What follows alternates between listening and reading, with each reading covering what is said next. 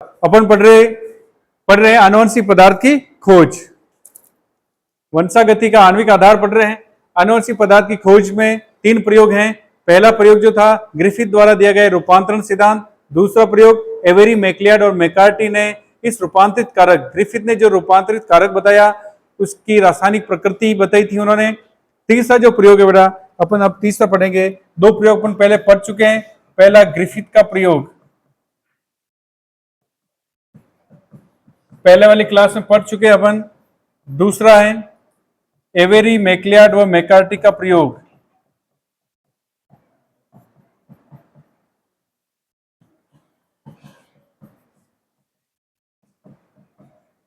Avery, मैक्लियाड और McCarthy का प्रयोग इन्होंने क्या किया था? इन्होंने ग्रिफिथ द्वारा बताए गए रूपांतरित कारक की रासायनिक प्रकृति बताने का प्रयास किया था।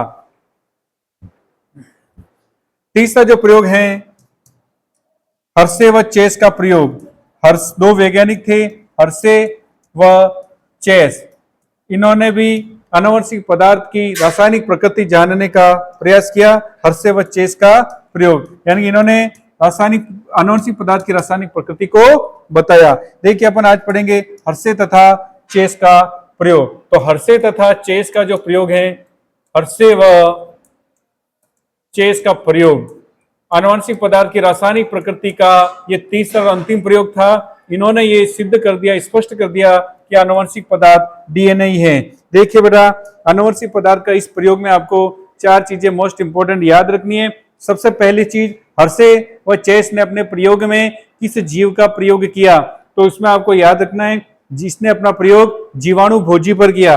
पहली चीज ध्यान रखनी है, हर्शे व चेस का जो प्रयोग था ये बड़ा 1952 में इन्होंने किया था और इन्होंने जीवाणु भोजी, बैक्टीरियोफेज पर अपने प्रयोग किए। जीवाणु भोजी क्या होता है?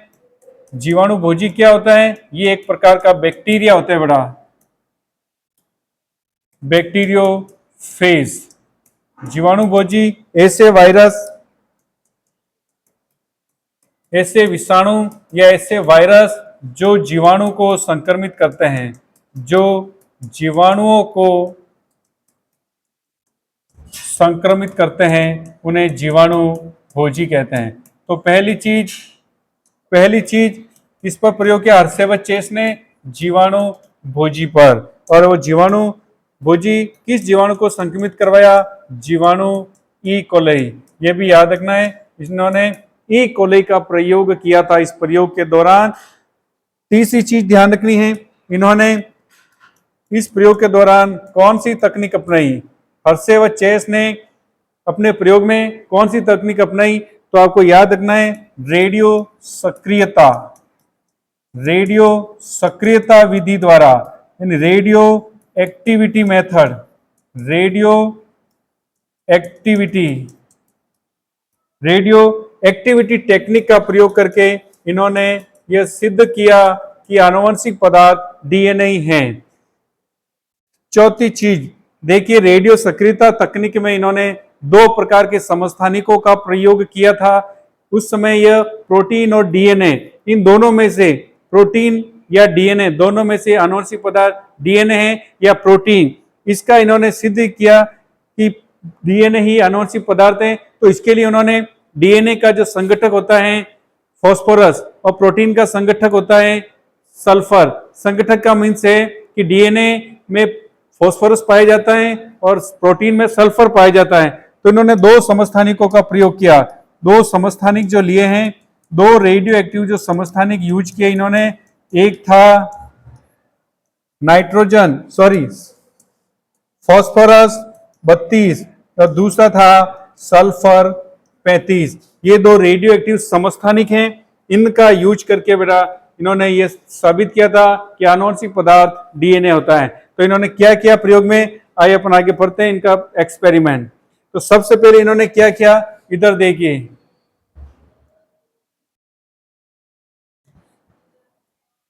इन्होंने 2 अलग अलग संवर्धन माध्यम लिए।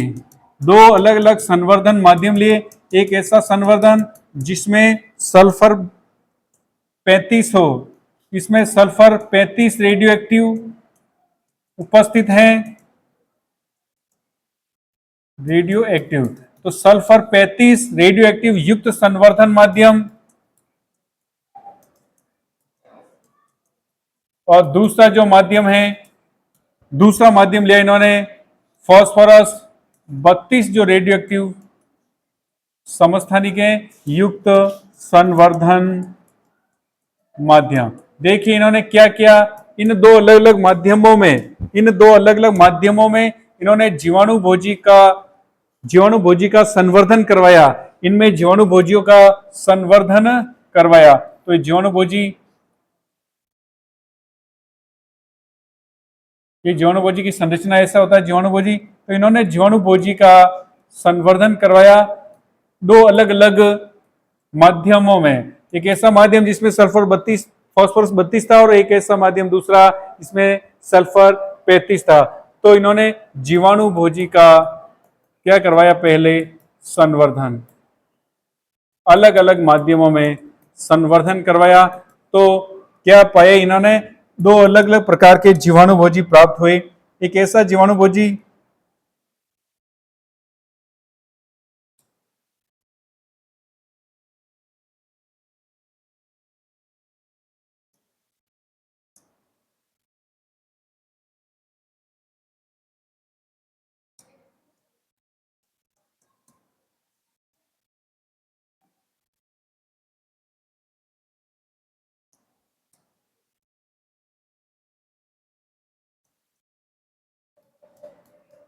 ये रेड रेड मैंने भीतर जो बताया है जीवाणु भोजी का आनुवंशिक पदार्थ है। देखिए फास्फोरस 32 युक्त संवर्धन माध्यम में जीवाणु भोजी को संवर्धित करवाने पर फास्फोरस 32 जो है इनके आनुवंशिक पदार्थ से लेबल्ड हो गया। तो ये फास्फोरस 32 से लेबल्ड या फास्फोरस 32 से रेखांकित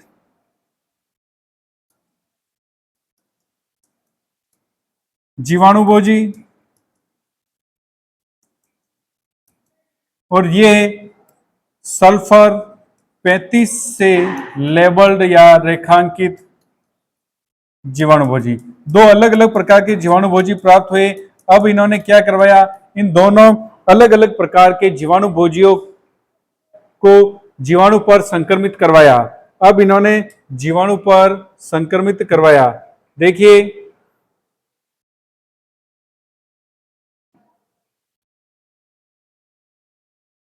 हाँ, अब इन्होंने क्या करवाया, जीवाणु भोजी को संक्रमित करवाया। ये जीवाणु भोजी को जीवाणु से संक्रमित करवाया। ये जीवाणु भोजी जीवाणु को संक्रमित करेगा। ये है बेटा कौन सा जीवाणु है, अपने जीवाणु लिया था ई कोलाई, ई कोलाई जीवाणु है, ई कोलाई जीवाणु है। तो देखिए ये संक्रमण करेगा,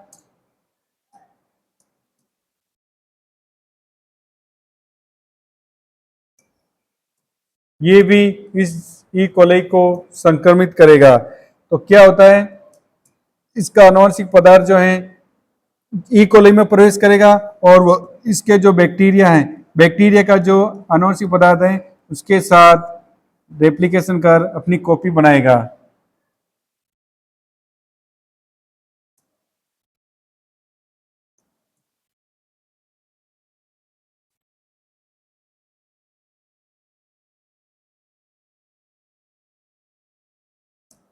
देखिए क्या करवाया, इस प्रयोग का जो पहला स्टेप है बेटा जीवाणु भोजी, लेबल्ड जीवाणु भोजी प्राप्त करने के पश्चात इन्होंने पहला स्टेप जिसका है संक्रमण, 3 स्टेप में ये प्रयोग हुआ था। पहला संक्रमण या इन्फेक्शन, दूसरा स्टेप आएगा ब्लेंडिंग या मिश्रण, फिर तीसरे स्टेप में अपन कराएंगे इनका अपकेंद्रीकरण या सेंट्रीफ्यूगेशन। तो पहला स्टेप जो है संक्रमण में अलग अलग समस्थानिकों द्वारा लेबल्ड जीवाणु भोजी जीवाणुओं को संक्रमित करते हैं। संक्रमित यानी उनका आनुवंशिक पदार्थ जो है जीवाणु कोशिका में प्रवेश कर प्रतिकृतिकरण की क्रिया करते हैं। नेक्स्ट देखिए दूसरा जो स्टेप है मिश्रण, मिश्रण या ब्लेंडिंग।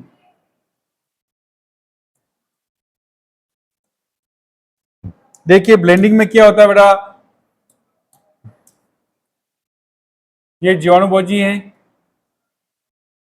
ये दूसरा जीवाणुभोजी, ये जीवाणुभोजी हैं, तो इनको संक्रमित करवाया था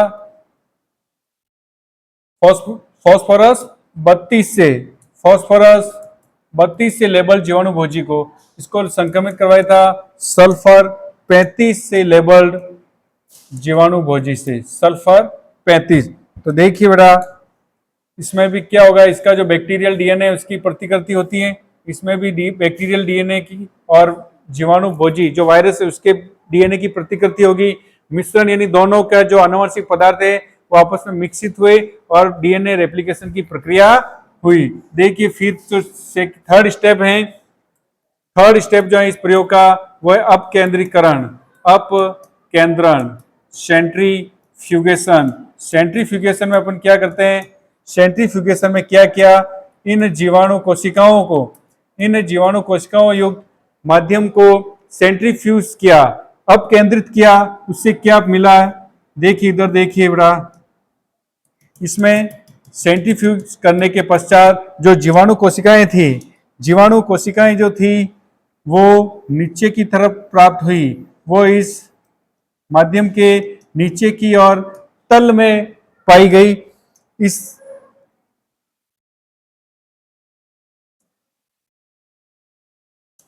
नीचे में तल में पाई गई और बेटा जो सल्फर था, सल्फर 35 की जो रेडियो एक्टिविटी थी वो ऊपर की तरफ पाई गई। ये जो है तल में कोशिकाएं पर, जीवाणु की कोशिकाएं जो हैं वह इस सेंट्रीफ्यूगस जो माध्यम है उसके तल में पाई गई। और ये जीवाणु कोशिका जो है, जीवाणु कोशिका तल में थी और यहाँ पर किस प्रकार की रेडियो एक्टिविटी पाई गई, फास्फोरस 32 प्रकार की radioactivity, phosphorus 32 radioactivity पाई गई, रेडियो एक्टिविटी पाई गई। तो इन्होंने इस आधार पर यह सिद्ध किया कि कोशिकाओं के भीतर जो है जीवाणुभोजी का डीएनए प्रविष्ट हुआ और जीवाणु कोशिका के डीएनए के साथ समाविष्ट होकर डीएनए रेप्लिकेशन में भाग लिया। इस जो लेवल है नीचे वाला, इसको कहते हैं पेलेट। ये ऊपर जहां पर सल्फर 35 रेडियो एक्टिविटी प्राप्त हुई है, सल्फर 35 जहां पर रेडियो एक्टिविटी मिली है, ऊपरी भाग पर इसको कहा है सुपरटेनेंट, सुपरनेटेंट। तो सुपरनेटेंट वाले पार्ट में सल्फर 35 रेडियो एक्टिविटी पाई गई और जहां पर जीवाणु कोशिका थी नीचे की ओर, वहां पर फास्फोरस 32 रेडियो एक्टिविटी पाई गई। यानी कि फास्फोरस 32 जीवाणु कोशिका के भीतर, जीवाणुभोजी ने जब कोशिका को संक्रमित किया तो जीवाणु कोशिका के अंदर प्रवेश कर जीवाणु कोशिका के डीएनए के साथ मिश्रित हुआ और ये इसके डीएनए रेप्लिकेशन में ये भी भाग लेकर, तो इस प्रकार निष्कर्ष निकला, इस प्रकार इस प्रयोग का निष्कर्ष क्या निकला, इन वैज्ञानिकों ने सिद्ध कर दिया कि आनुवंशिक जो पदार्थ है, हर्शे और चेस ने किया क्या, आनुवंशिक पदार्थ डीएनए ही हैं, आनुवंशिक पदार्थ डीएनए ही हैं। तो क्लियर, समझ में आया ये हर्शे तथा चेस का प्रयोग। ये चार चीजें याद रखनी है, किस पर प्रयोग किया, किसका यूज किया, कौन सी तकनीक थी, कौन सी समस्थानिकों का प्रयोग किया, फिर उसके बाद इन्होंने जीवाणुभोजी को किन दो अलग अलग माध्यमों में संवर्धित कराया, किन किन समस्थानिकों से लेबल्ड करवाया, फिर इस प्रयोग के जो 3 स्टेप हैं, पहला संक्रमण, दूसरा मिश्रण या ब्लेंडिंग और तीसरा अपकेंद्रीकरण। इसके बाद मेरा टॉपिक आता अपना आनुवंशिक जो पदार्थ हैं, आनुवंशिक पदार्थ की खोज होने के पश्चात, आनुवंशिक पदार्थ की खोज हो गई यानी कि आनुवंशिक पदार्थ की रासायनिक प्रकृति मिल गई, उसके पश्चात आनुवंशिक पदार्थ के गुण क्या होने चाहिए। तो गुण की बात करें प्रॉपर्टीज ऑफ जेनेटिक मटेरियल। तो आनुवंशिक पदार्थ के गुण में आनुवंशिक पदार्थ कैसा होना चाहिए, पहली चीज आनुवंशिक पदार्थ जो है स्थायी होना चाहिए। आनुवंशिक पदार्थ कैसा होना चाहिए, स्थायी होना चाहिए, रासायनिक रूप से और संरचनात्मक रूप से। दूसरी चीज आनुवंशिक पदार्थ जो है उसमें प्रतिकृति करने की क्षमता होनी चाहिए, रेप्लिकेशन करने की क्षमता होनी चाहिए। तो लिखिए, याद रखना है, पहला आनुवंशिक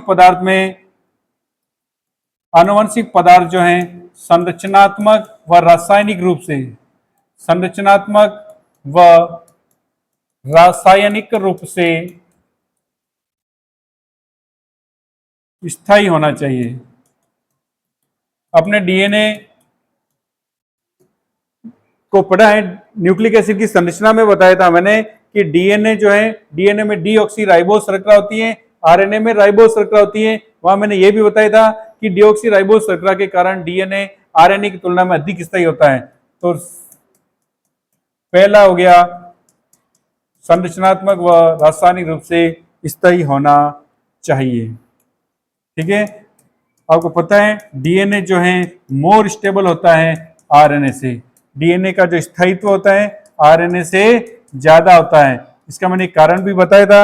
और क्या कारण है इसका? पहला कारण है इसमें डीऑक्सी राइबोज श्रृंखला पाई जाती है। क्या पाई जाती है? डीऑक्सी राइबोज श्रृंखला उपस्थित।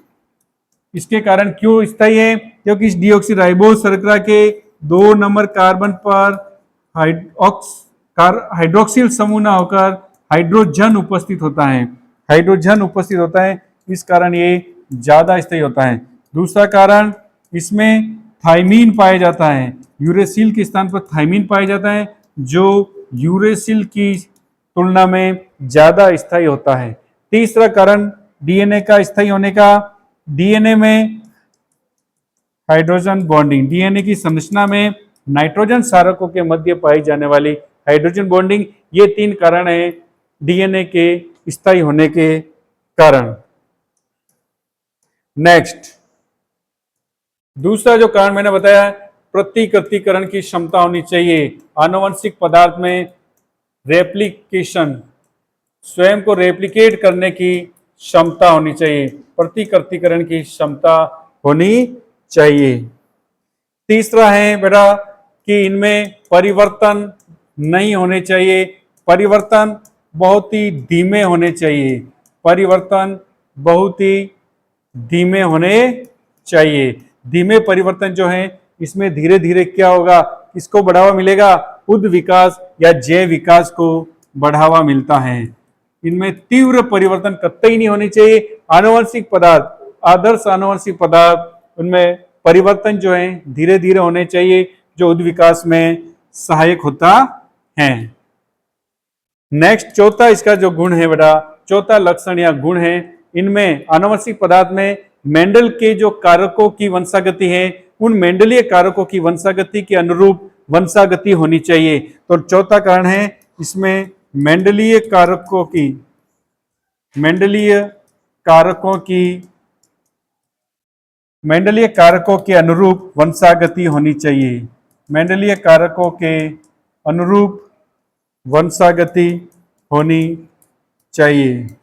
लास्ट कारण है बेटा, पांचवा कारण है कि इनमें उत्परिवर्तन नहीं होने चाहिए। म्यूटेशन जो है नहीं होना चाहिए। म्यूटेशन नहीं। देखिए, आरएनए वायरस जो है, ऐसे वायरस जिनमें आनुवंशिक पदार्थ आरएनए है, उनमें क्या होता है, उत्परिवर्तन की जो दर है, उत्परिवर्तन का परसेंटेज है, वह बहुत ही ज्यादा होता है। तो ये है आनुवंशिक पदार्थ के गुण। इसके बाद टॉपिक आता है आरएनए संसार, आरएनए वर्ल्ड। आरएनए वर्ल्ड क्या होता है? देखिए, आरएनए के बारे में बेटा, आरएनए जो है, आरएनए संसार, इसमें अपन क्या पढ़ेंगे? आनुवंशिक पदार्थ जो है, आरएनए भी कुछ जीवों में आनुवंशिक पदार्थ होता है, कुछ पादप वायरस और रेट्रोवायरस, क्यूबी बैक्टीरियोफेज, इनमें क्या होता है? आनुवंशिक पदार्थ आरएनए होता है। तो आरएनए वर्ल्ड क्या है बेटा? आरएनए में क्या पढ़ना है कि प्रारंभिक जो जीव थे, प्रारंभ में जीवों में आनुवंशिक पदार्थ आरएनए ही था। प्रारंभ में आनुवंशिक पदार्थ कौन था? प्रारंभिक जो जीव थे, प्रारंभिक जीवों में, प्रारंभिक सजीवों में जो आनुवंशिक पदार्थ था बेटा, वो आरएनए था। आरएनए कौन सा था बेटा? राइबोजाइम। राइबोजाइम जो आरएनए है, वो एक प्रकार का स्व उत्प्रेरक आरएनए है। ये स्व उत्प्रेरक है बेटा। तो प्रारंभिक जो जीव थे, प्रारंभ में सभी जीवों का आनुवंशिक पदार्थ आरएनए ही था। राइबोजाइम स्व उत्प्रेरक आरएनए है। नेक्स्ट, ध्यान रखना आपको कि आरएनए वर्ल्ड में अब भी वर्तमान में भी अब भी कुछ जीवों में आरएनए आनुवंशिक पदार्थ के रूप में है। कुछ जीवों में आरएनए क्या है? आनुवंशिक पदार्थ के रूप में उपस्थित है। आरएनए आनुवंशिक, कुछ जीवों में आनुवंशिक पदार्थ आरएनए हैं। कौन कौन से हैं उनको ध्यान रखना है, याद रखना है बेटा। पहला है टीएमवी, पादप वायरस है। दूसरा रिट्रोवायरस,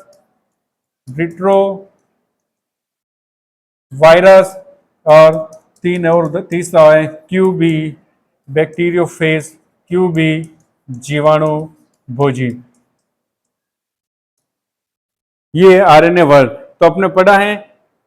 आनुवंशिक पदार्थ की खोज से संबंधित दो प्रयोग अपने पहले वाले लेसन में पढ़ लिए हैं। तीसरा जो प्रयोग था हर्षे व चेस का प्रयोग। हर्षे व चेस के प्रयोग ने किन किन चीजों का उपयोग किया, किन जीवों का प्रयोग किया, कौन सी तकनीक अपनाई, कौन से समस्थानिकों का प्रयोग किया, ये अपने पढ़ा है। नेक्स्ट अपने पढ़ा है इस जो जीवाणु भोजी का प्रयोग किया है, इन जीवाणु भोजी को दो अलग अलग संवर्धन माध्यमों में संवर्धित करवाया, बढ़ाया, वृद्धि करवाई। संवर्धन माध्यम कैसे लिए? एक ऐसा संवर्धन माध्यम जिसे में फास्फोरस 32 हो और ऐसा संवर्धन जिसमें सल्फर 35 हो। जिससे क्या हुआ, इसमें जीवाणु भोजी वृद्धि करेंगे। इसमें जैसे जीवाणु भोजी वृद्धि करेंगे तो इनके जो फास्फोरस के घटक जो हैं, जीवाणु भोजी में जो घटक फास्फोरस से बने हुए उसमें फास्फोरस 32 आ जाएगा, और इनमें जीवाणु भोजी के जो जो घटक प्रोटीन के बने हुए, सल्फर के बने हुए, उसमें प्रोटीन आ जाएगी। आपको पता है बैक्टीरियोफाज में उसका जो बाहरी आवरण है प्रोटीन का बना होता है, इसे कैप्सिड कहते हैं। और आनुवंशिक पदार्थ डीएनए है जिसमें फास्फोरस 32 का लेबल्ड हो जाता है। इन अलग अलग संवर्धन माध्यमों में संवर्धित किए गए जीवाणु भोजी, ये अपन कह सकते हैं कि फास्फोरस 32 लेबल्ड जीवाणु भोजी और सल्फर 35 लेबल्ड जीवाणु भोजी को अलग अलग जीवाणु ई कोली को संक्रमित करवाया। फिर अपने पहला स्टेप था संक्रमित करवाया। संक्रमण के बाद दूसरा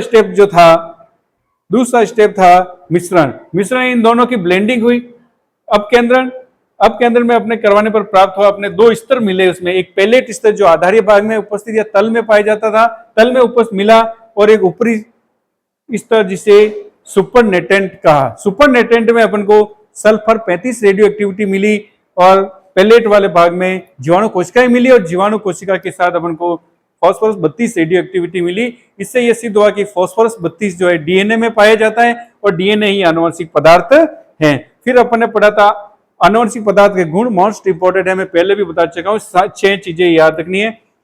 संरचनात्मक व रासायनिक रूप से स्थायी होना चाहिए। डीएनए स्थायी होता है आरएनए से, इसके ये 3 कारण है, मोस्ट इंपोर्टेंट है, ये पूछा जाता है डीएनए आरएनए से स्थायी है कैसे। फिर प्रतिकृतिकरण की क्षमता होनी चाहिए, यानी डीएनए से डीएनए बनना नहीं, या डीएनए में आनुवंशिक सूचनाओं की कॉपी करने की क्षमता होती है। परिवर्तन में बहुत धीमे होने चाहिए। धीमे परिवर्तन क्या करते हैं कि जीवों में उत्विकास को बढ़ावा देते हैं, जैव विकास को बढ़ावा देते हैं। इनमें उत्परिवर्तन जो है कतई नहीं होने चाहिए। आरएनए वायरसेस जो हैं उनमें उत्परिवर्तन दर ज्यादा होती है। फिर अपने नेक्स्ट पढ़ा था आरएनए वर्ल्ड में एक चीज ये पढ़ी कि प्रारंभ में सभी जीवों में आनुवंशिक पदार्थ आरएनए ही था। आरएनए राइबोसोम 100 उत्प्रेरक आरएनए के रूप में था। दूसरा, अब भी वर्तमान में भी कुछ जीवों में आरएनए जो है आनुवंशिक पदार्थ के रूप में पाया जाता है। कौन कौन से वायरस है जिनमें आनुवंशिक पदार्थ के रूप में आरएनए होता है? तंबाकू mosaic virus, retrovirus, QB bacteriophage, इनमें जो आनुवंशिक पदार्थ है वो आरएनए होता है। क्लियर? ठीक है, यहां तक आपके आज। कल नेक्स्ट पढ़ेंगे अपन आनुवंशिक पदार्थ डीएनए की प्रतिकृतिकरण। इससे पहले अपन पढ़ेंगे प्रतिकृतिकरण की जो क्रिया है, अर्ध संरक्षी विधि है। टेलर ने प्रयोग करके बताया था, फिर इसको सिद्ध किया था मैसेल्सन तथा स्टॉल ने। ओके।